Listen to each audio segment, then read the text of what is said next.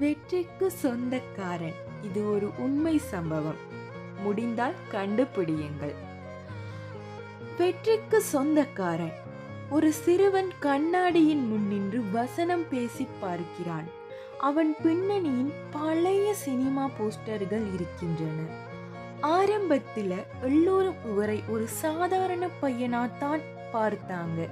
உருவம் சரியில்லை, நடிப்பு வரல, அழகில்லை, ஏகப்பட்ட விமர்சனங்கள் அந்த சிறுவன் மீது. அந்த சிறுவன் சோகமாக அமர்ந்திருக்க கேலி செய்வது போன்ற சிறப்பு சத்தங்கள் பின்னணியில் கேட்கிறது. காலம் மாறுகிறது.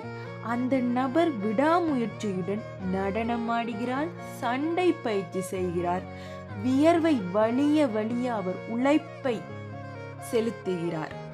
அவர் படிப்படியாக மேல் வருவதனால் அவருக்கு விமர்சனங்களும் அதிகமாக வரும்போது அவர் திரும்பி பேசவில்லை.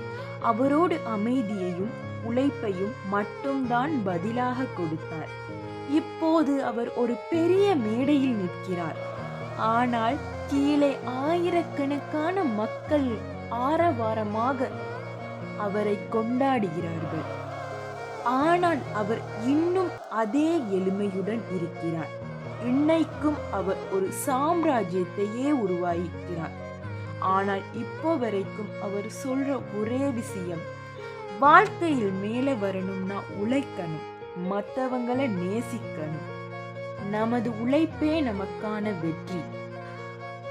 அவர் தனது கையை உயர்த்தி விரல்களால் வணக்கம் சொல்லும் போது அந்த மேடையே சொர்க்கமாக பூத்து குலுங்கும். காரணம், அந்த மனிதரின் மேல் மக்கள் வைத்திருக்கும் அன்பும், அவர் அந்த மக்களின் மேல் வைத்திருக்கும் அன்பும் பூத்து குலுங்கும்.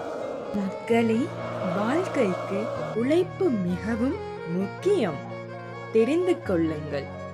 இன்றிலிருந்து உங்கள் உழைப்பை தொடருங்கள்.